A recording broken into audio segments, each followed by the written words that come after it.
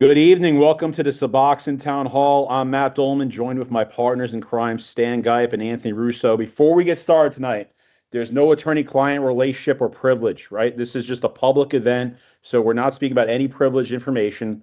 And again, this is just content. We're going to give you a 50,000-foot overview of this case. And I want to start off with kind of a definition of what a mass tort is. Some people have heard the term mass tort versus a class action. I want to juxtapose the two. So a class action, think of like your Dell laptop battery, and the battery's not working. Everyone will have the same exact injury or issue.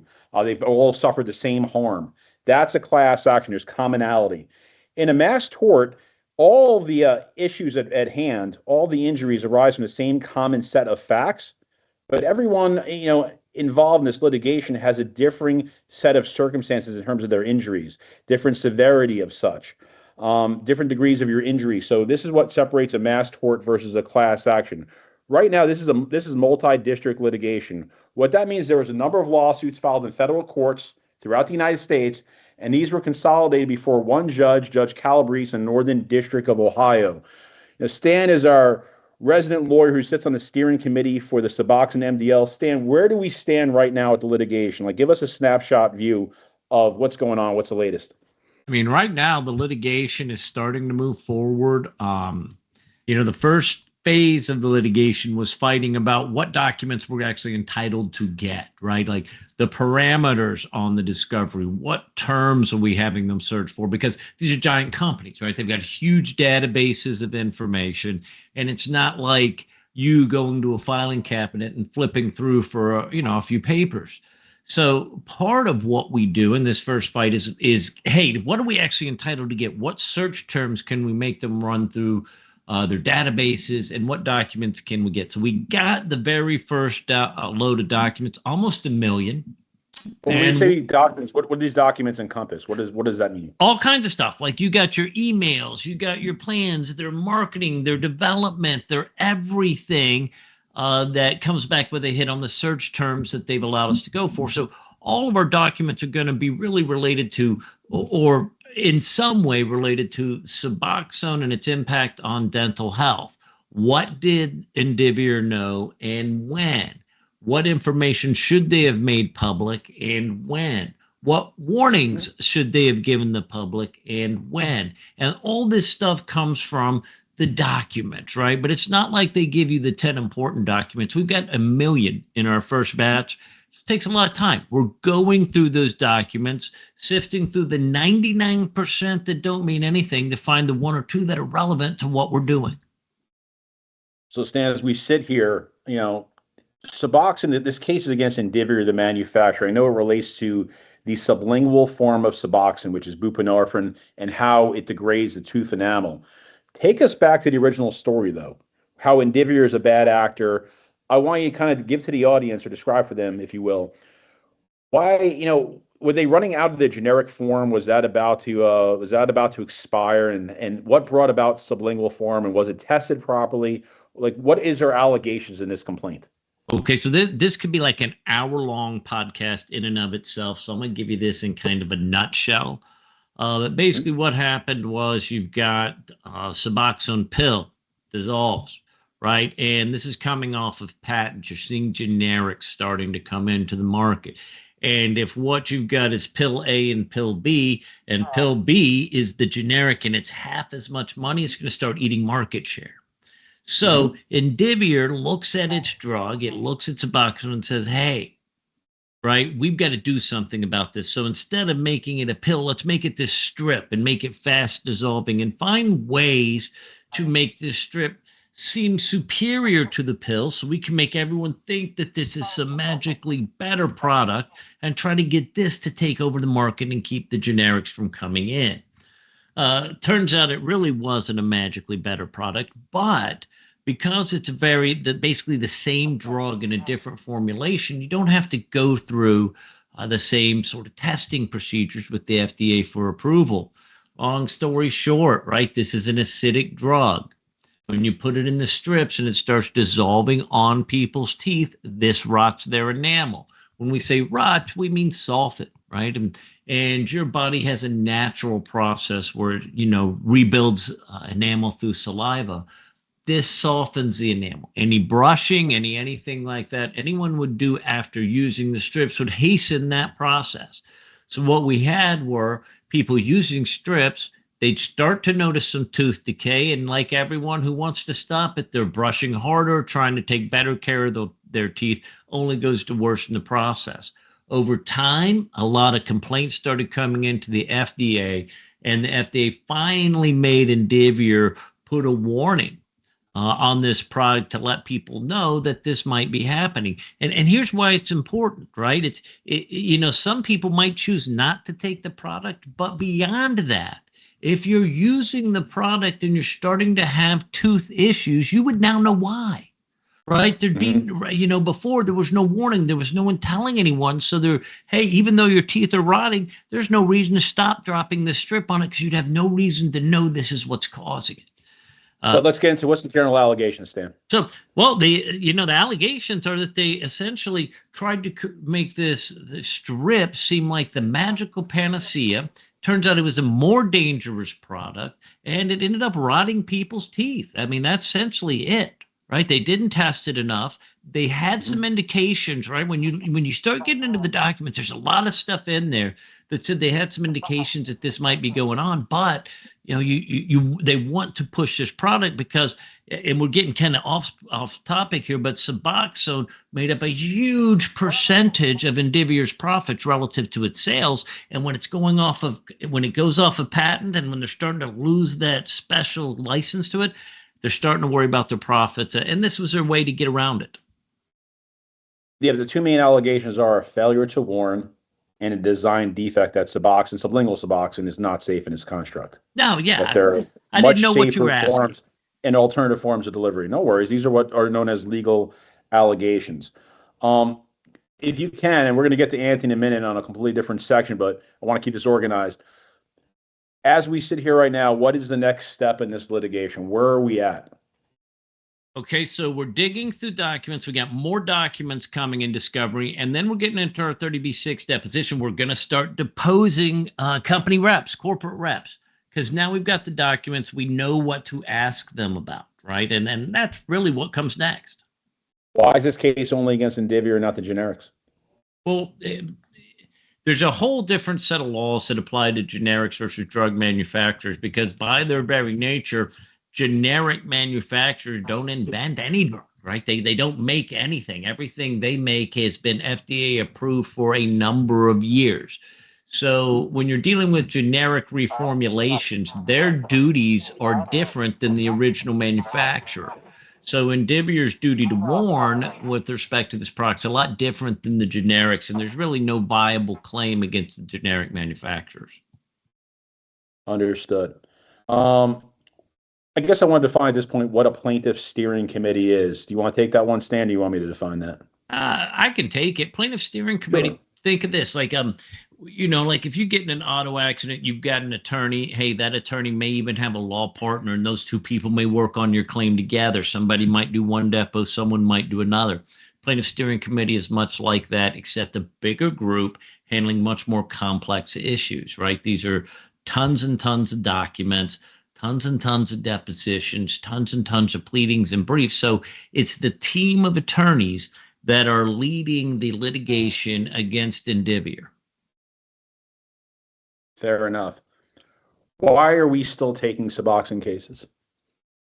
Well, okay, so you're getting into a couple different issues there. We've got statutes of limitations, and then we've got inadequacy of the warning. So, and once again, this can be we can get into that because I think there's two buckets of cases. We're taking cases that are within the statute of limitations, and we're taking cases that are outside the statute of limitations based on our argument that the warning label, it was nothing more than a mere insert on page 8 of the insert, is information about how, that would form what we would consider to be a warning label, but probably the weakest form of a warning label there is, coupled with the fact that Indivior, the manufacturer, never sent out what's known as a Dear Doctor letter to known prescribers of Suboxone, explaining about the dangers that are inherently associated with the sublingual form of delivery. Right. So, like you were saying earlier, one of our theories is failure to warn, right? Well, once they put that warning on the box, you have some issues with failure to warn.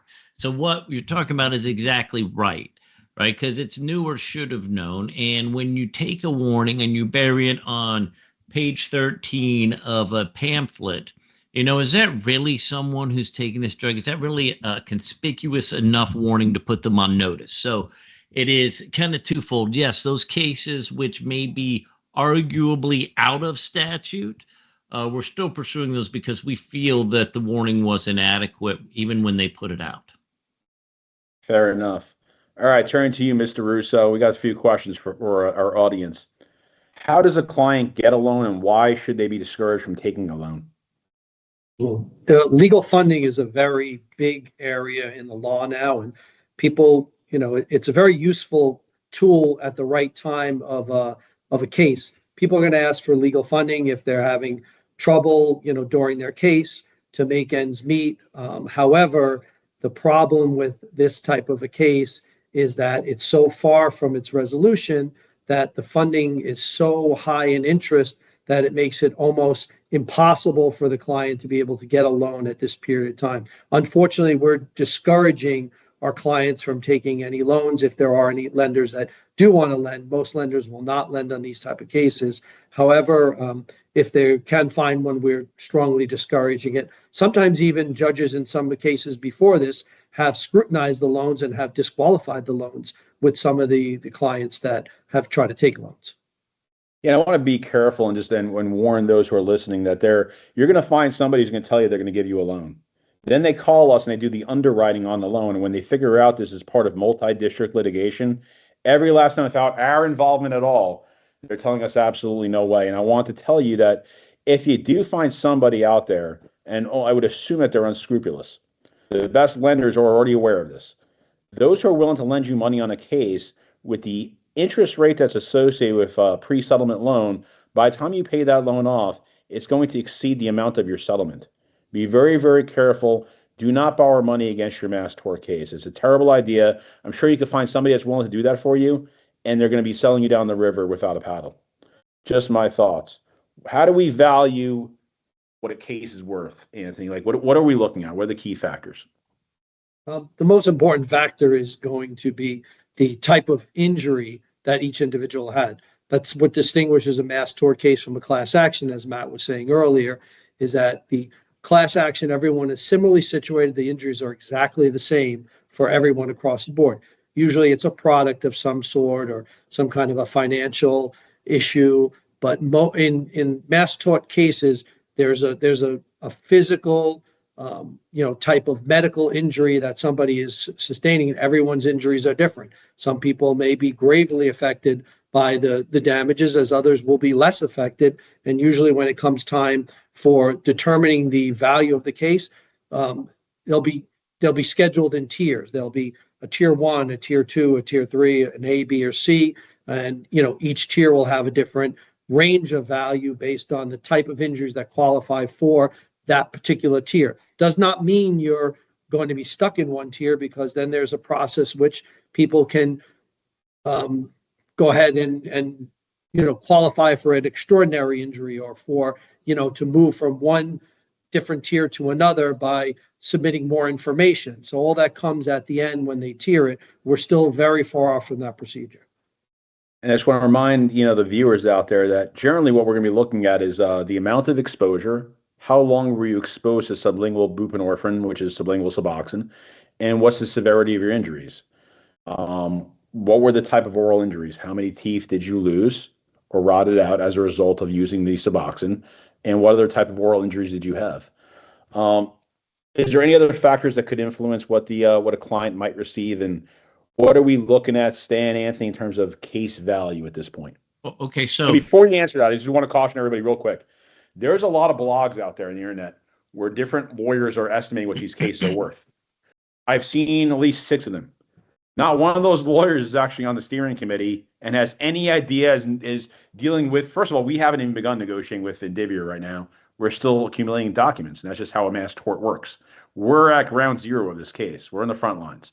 These guys are just sitting behind a computer writing any type of blog and putting any type of information out there, hoping that you as a client or someone is interested in the case and will go to them, and then they'll send it out to a lawyer like us to go handle. We're often cleaning up the mess created by other lawyers who are merely aggregators getting these cases and then just giving it to the handling lawyers like ourselves and other lawyers in the steering committee. But I want to, again, caution, just like there's bad actors out there willing to loan money on the Suboxone case, there's also individuals out there that are telling you your case is worth $100, $200, $500,000 when these individuals have never handled the Suboxone case, are not part of the discussions that we're having with Indivior, don't know the first thing about the allegations or, what we're trying to prove up here. But Stan, Anthony, what are we looking at?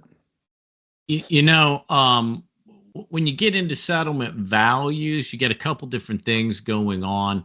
Threshold for entry to the courthouse is $30,000, right?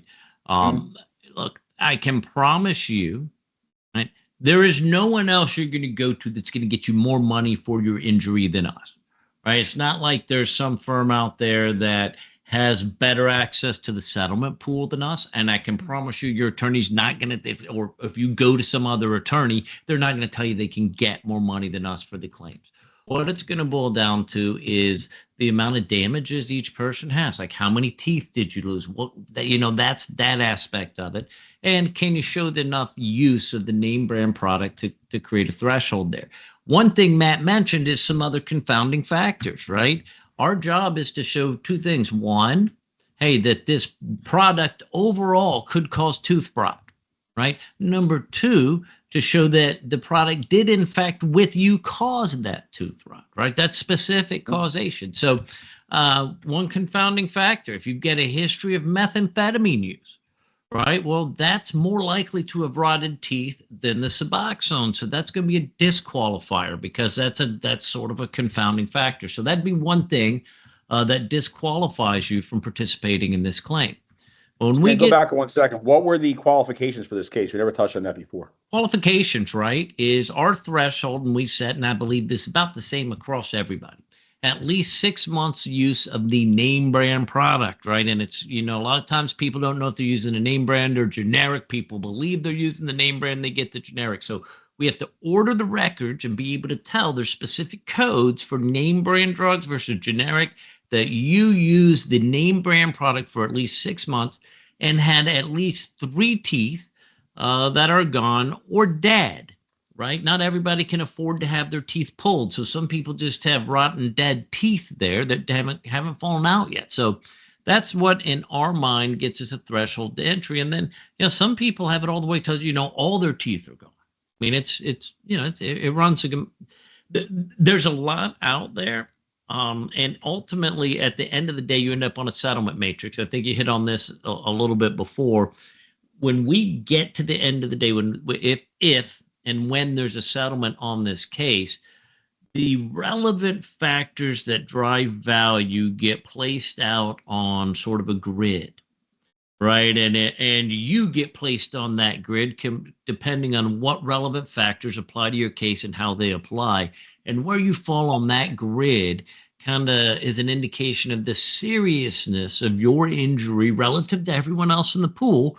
And the more serious injuries get a little bit bigger piece of the pool, the less serious injuries get a little bit smaller.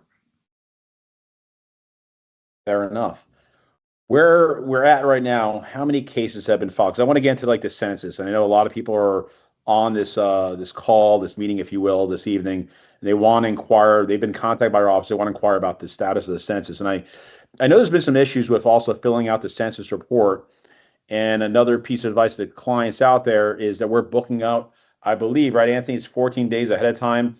So it's important to check in the morning the calendar and look 14 days ahead, because every morning, though, it's like a rolling average. You can look 14 days ahead. New day will be added every day, and get on that calendar as quickly as possible. We have until April 30th to fill out the census. Stan, what's the census, and what does that entail? What does that mean? Okay, so it basically, census is us gathering information. But one thing I want to point out, if you tried to log on to the census, we didn't really think this out really clearly ourselves. So we just sent the email all at once to everybody saying, hey, censuses are up. So immediately that first 14 days filled up, and everybody else who logged on after that said, hey, there's no way to do it. So if you had that experience, that log jam has eased now, log back on, you should be able to schedule an appointment. But it wasn't you, it was us, just our bad for sending out too many emails at once and everyone just trying to schedule at the same time. But our census, it's trial and error for us. Yes, but the census is where we get kind of the basic information about your claim in an official format to send to the other side, right? In these cases, let's say we've got 10,000 cases. Well, it's not practical for us to look at the facts of 10,000, right? A judge will say, all right, well, let's pick out these 300 and gather records, right? And then from that pool, we pull bellwether cases where cases ultimately go to trial and the records get a lot, we get a lot more info. But what we're looking to do, you pull the census to get the basic information about these files. And then once you have that basic information, you try to look at these and say, all right, which of these cases are going to be representative of the group? Right. And the plaintiff and the defendants agree on making these the bellwether cases. But there is nothing you as a plaintiff can do to be included or excluded from the census or bellwether process. That's on purpose, right? The court chooses these. Well, you would already know if you were selected for a bellwether process that you would already receive notification. That's outside of our control. Yes. Yes. I also just want to read a quick note that was sent over from our team, and this is just for all the clients out there. The website and link continue to be tested and are working. If you're not able to make an appointment, it is because they are all taken. We're working on getting additional availability and appointment time slots and recommend you check back daily every morning as new appointments will come available. But just something else to point out real quickly is that a lot of people think they want to get first on the list to get their census done. That's great. We want everyone to be proactive and get it done as quickly as possible. However, if you do your census today, it's no different than somebody who does it in February or March. So we will get to everyone. So it's not a race to who gets there first. It makes no difference whatsoever. All the cases are going to be treated the same. This is just another box that needs to be checked in the court proceeding. So it doesn't matter whether it's done, like I said, today or it's done 3 months from now. That doesn't mean it means if you cannot get an appointment for, an extended period of time, a month or two out, keep trying, like we said earlier, but it's not going to affect your case adversely and not going to change the status of how your case moves. Stan, Anthony, while I have you guys, if there's a deficiency, if there's an issue with the census that a client fills out, what's the next step? So I'll tell you right here, 5 to 10% of you are just going to have a deficiency. It's like a box that didn't get checked, something you didn't see, right? Something that didn't get completed. So even though you filled out your census, be wary. Like if you're getting a call from an unknown number in the days after you filled out your census, it could be us calling you, trying to talk to you about a deficiency. So our case managers are reviewing these censuses once you come in, and figure 5 to 10% of you are going to get a follow-up call about a deficiency. It doesn't mean like you're bad or you did it, well, you kind of did it wrong, but it's easy to get wrong. It's not a big deal. Just be sure you answer when our people call so we can fix this deficiency, because we talked about this before we got on. Look, if you don't want to do a census, I understand it, but it is a necessity to be in the lawsuit, right? It's one of those things. You can't sue someone about a claim and then refuse to answer their questions. 100%. So at this point, we're going to take a break, and the next phase will just be a question and answer session. We're going to answer the most common questions that are being posed by our audience. So we'll be back in 3 minutes.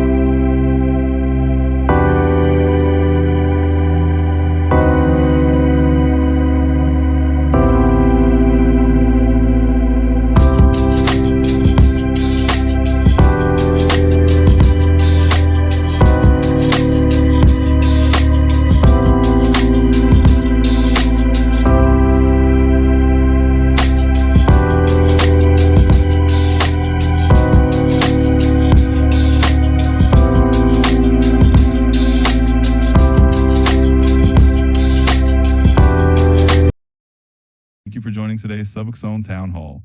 This event is being hosted on Microsoft Teams and streamed live to YouTube. By participating in this event on YouTube, whether actively or just watching, you agree to the Russo Firm's privacy policy as well as YouTube's terms of service. Both policies are linked in the description below this video. Please keep in mind a few important points. This event does not create an attorney-client relationship, and nothing shared here is covered by attorney-client privilege.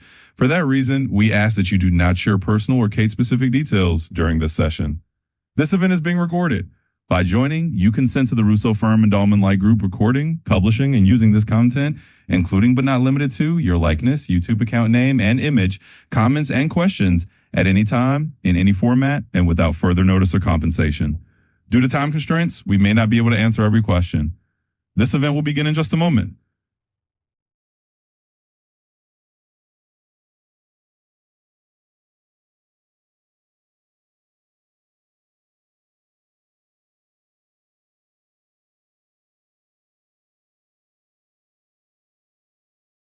All right, guys, we are back and we're going to answer some questions that have come across regarding some of the issues in the case. Before we get there, I want to remind you, if for any reason, right, you're going to change a phone, an email, or any of your contact info, please give that to us, because if for some reason that changes and we can't get hold of you, and it's when some pending court deadline is there, your case might get dismissed and you might not get any money because of that simple mistake. So listen, we're going to send this out in emails, but if you've got any questions, Suboxone claims at Dolman.com is the email address. Phone number is 844-847-8300. And that'll be on some emails we send out all the time too. Just remind you of that, because I'd hate to get to the point where we're settling a claim, we're getting ready to give you a check of which I would get a piece, and then you're disappeared and neither one of us get paid. So listen, it's in both our best interests for you to stay in touch with us. Stan, when should they expect the census? Is it being mailed to them? Yeah, the census will be, well, not really mailed, right? We're email these days. Yes, so you are getting contacted about the census probably now, most of you. If not, you will be getting contacted shortly if you are an actual client. You've made it out of the review process, right? So once this case gets on file, defense sends over a census request, essentially, and it happens automatically. We've got a deadline to provide those responses, or you are not a part of the lawsuit. Understood. Waiting on some questions to come through. So I got a question here about, should I send my Suboxone strip reports dated from the beginning till new now for my corporate pharmacy as well as dentist reports? Yes, send everything, right? We can't have too much information, but understand this too. Just because you send it does not mean we're not also going to need to get copies directly from the provider. There's been cases in the past where individual claimants have doctored medical records or altered them. So the defendant is going to want to get these directly from the provider also. So yeah, provide us whatever you have, but we're also going to need that information so we can get them directly. Is pictures of my teeth as good a proof as dental records? No, but they are certainly helpful and necessary to show and illustrate the extent of damage to your mouth, but the dental records speak for themselves. Does your settlement money get taken out if insurance paid for your dental damages, Stan? Okay, so what you're talking about is potentially subrogation, right? So if at some time you make a recovery and part of that recovery is to pay for, let's say there's past medicals is a component of that recovery, right? Then you will have collected money that someone else actually paid for, right? It's not your damage. So in that situation, the insurer would be entitled to be paid back out of the settlement if you collected for bills that they actually paid. Can we go after the doctor? No, this is not a medical malpractice case. This is strictly a case against the manufacturer Indivior. Will a litigation cover or help with the cost of fixing my teeth? Anthony, Stan, either one of you guys.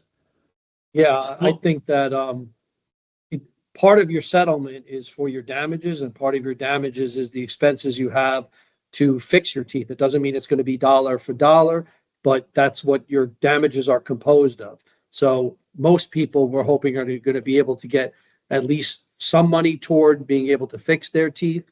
If you don't have insurance, that's also going to, be an issue, because a lot of the settlement values are not going to be, dollar for dollar with what it would cost to fix it. But that is a component of your damages, is, what the costs are to fix your teeth in the future. But remember, everyone's going to be put in a grid. So you're based on your damage, you're only going to get a specified range of amount of money. So in some cases, it may not be enough.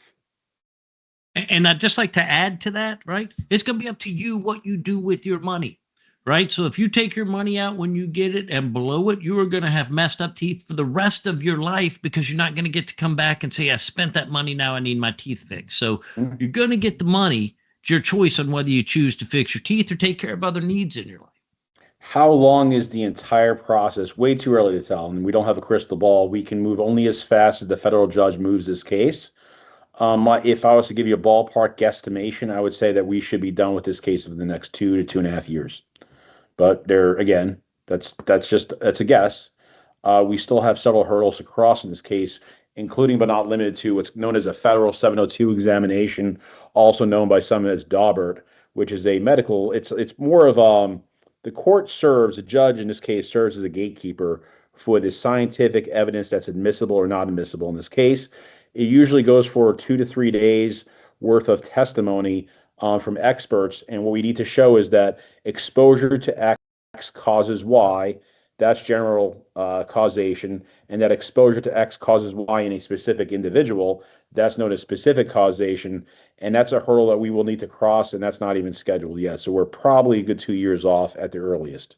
And just How to many add to claims that, are there? Go, sure. Sorry, just to add There you to go. that quickly is, Yeah. when Matt says it's 2 years, we're just giving a rough estimate. But remember something, if in 2 years from now, November of 2027, they announce a settlement, that does not mean you're going to be getting your money. It could be upwards of another 6 months to a year before the settlement administrator, there will be a company that comes in and administrates all the settlements. They take the money in and they dole it out on whatever basis they choose.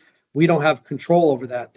They'll tell you, here's your settlement, but it might take 6 months for them to release that money. So that also is a time you have to understand that gets added to the end of it. How many claims are there right now in the MDL? Stan, do you know that? I'm not sure. I know we were between 10 and 20,000. I thought last time I looked, I want to say closer to 15,000. Here's the problem you got with that, right? Is not all these claims are vetted. Not all the claims are ones where people have gotten the records back and determined that these people actually qualify. Our firm's waiting to file suit until we qualify people. Not all firms are doing that. So that number may be slightly inflated and go down a bit as time goes on, and some of these people fall off when you're trying to get records. Why is the lawsuit allowing Suboxone strip users and not Suboxone pill users? Because again, this is based on the mechanism of delivery. It's the laying against your teeth. The sublingual form causes degradation of tooth enamel. The pill does not do that. At least it has not been proven in scientific study after study. Is there a different Suboxone lawsuits? My partner is being told he's about to get a payout from another firm. Your partner is either lying to you or misinformed. It's as simple as that. There is no settlement. There's not even close to being a settlement. Feel free to call Indivior. They'll tell you the same exact thing. We're not even near Stan, let me finish. We're not any near the scientific hurdles yet to qualify this case. There is no settlement. No settlement has even been contemplated by the defense. There were some other Suboxone lawsuits in the past that settled 6 years ago that related to the Department of Justice, and we can talk about that, but it has nothing to do with the degradation of tooth enamel and what this case is about. Yeah, so if anyone's telling you they're getting a paycheck right now, or a law firm is told them they're about to get a paycheck for this, please let me know what law firm is doing that, because it's wholly improper and they're lying. Yeah, we'd love to report those individuals to the bar. Yeah, that's what I'm saying. It's not true. And people will say anything to get you to sign up with them, and then it's like, would you rather ask for forgiveness or beg for permission? We'll be able to accept or decline appeal the final payout amount. Stan?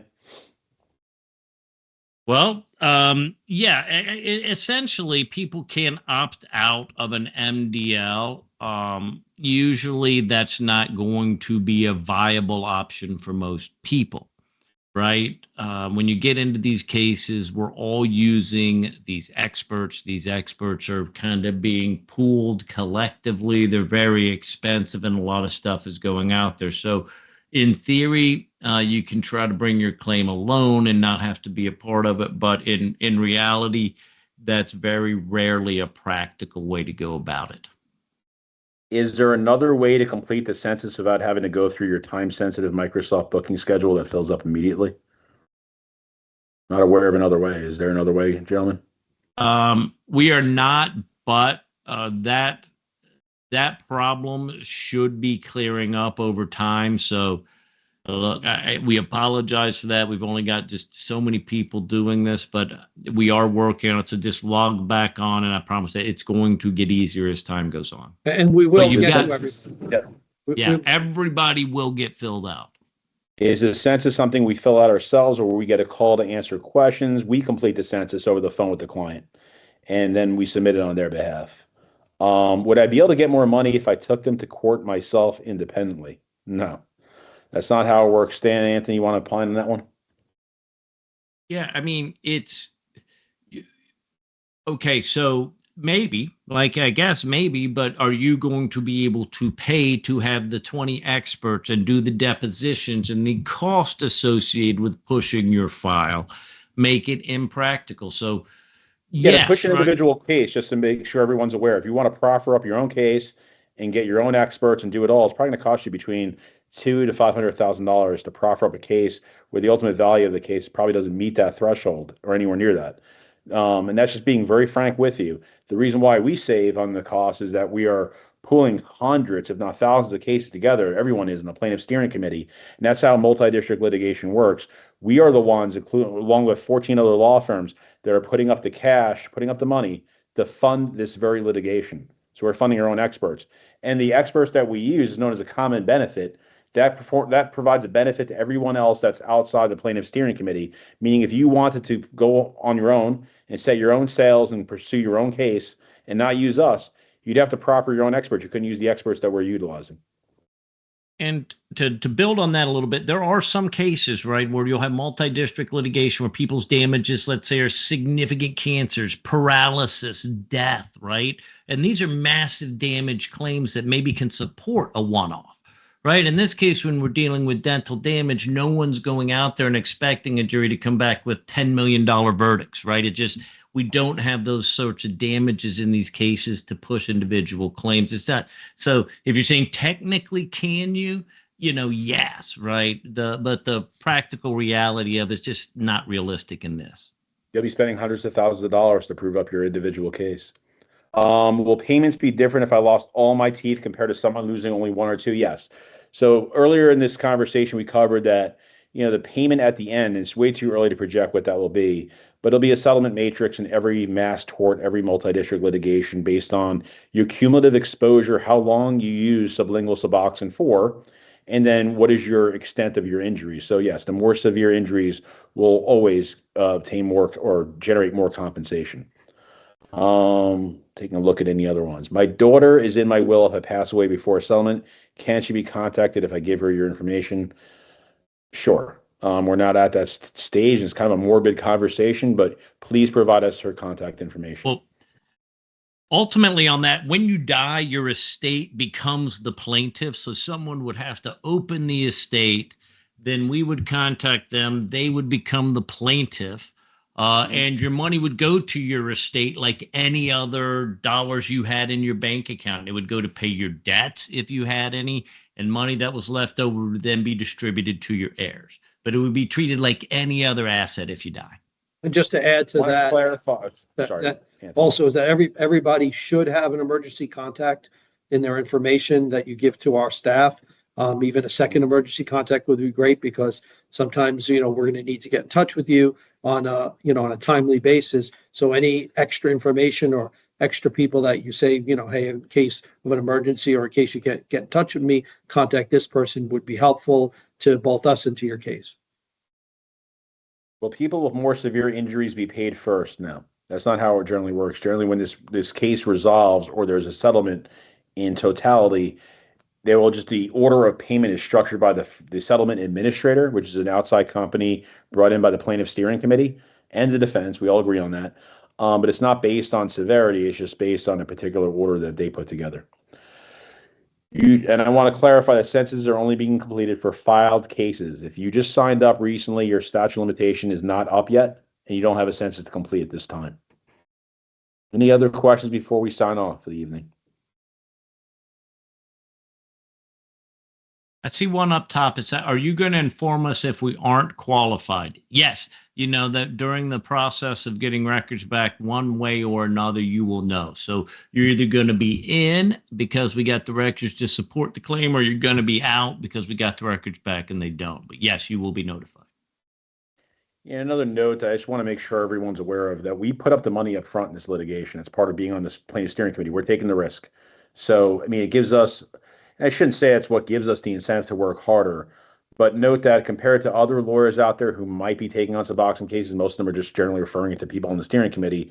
We have taken the risk. We have fronted the money on this litigation because we very much believe in this case. We're honored to represent you, but this is it's us taking the risk on this case. We do not get paid back until the end of this case. Yeah, and I'll tell you, we don't get paid unless you do, right? So we've got our interests are 100% parallel. I can promise you, every one of us wants to get each and every one of you every dollar we can. We're skilled in this and we know how to do it. So we're not going to leave any money on the table for any of you guys. Yep. And the compensation that we do obtain is for pain and suffering, emotional damage, what it may cost to fix to the oral damage that you have sustained. That's meant to be all encompassing. What's the deadline to complete the census? Was it April 30th that we mentioned earlier? Stan? Yeah, I believe we're looking at, okay, the deadline for you guys to complete the census in time for us to submit it is April 30th, because once it's completed, we have to get it into basically a submission form and get it over to the other side. So yes, April 30th is your deadline to get it over to us, because it takes about 30 days to compile those, get it solidified and over to defense. The deadline is June 1st for the actual court. All right. Well, I want to thank everyone for attending this evening.